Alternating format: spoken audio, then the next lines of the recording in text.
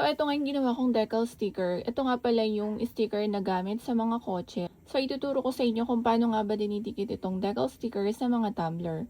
Pag binili mo nga ito, may kasama na nga tong transfer tape. Ito yung transfer tape. Ito yung ginagamit pang transfer. Pwede mo siyang gamitin hanggat hindi pa nawawala yung dikit niya. Ito yung sample na tumbler natin. Tutuklapin mo nga lang tong transfer tape. Tapos, lagay mo lang siya dito sa decal sticker. Ganyan.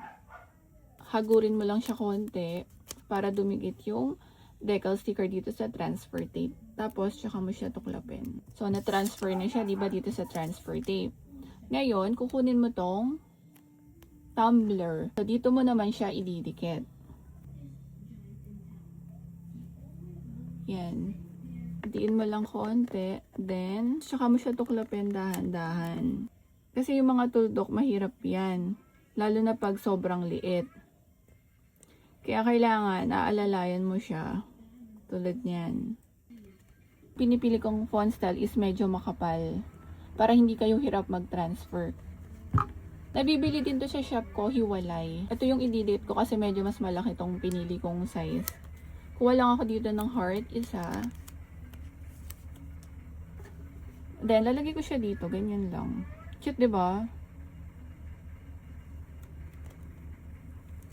Tabingi pa ilagay, pero okay lang yan. Kasi sample lang naman yan.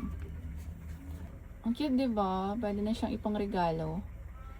So, kung tatanggalin mo siya, gamit ka lang ng tweezer para realign. Bago kayo magdidikit ng sticker dito, kailangan nalinisan nyo muna tong pagdidikitan para hindi siya oily.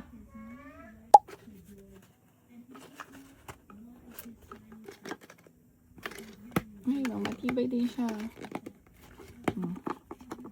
Hindi siya ganun mabilis matanggal. Oh, ganyan.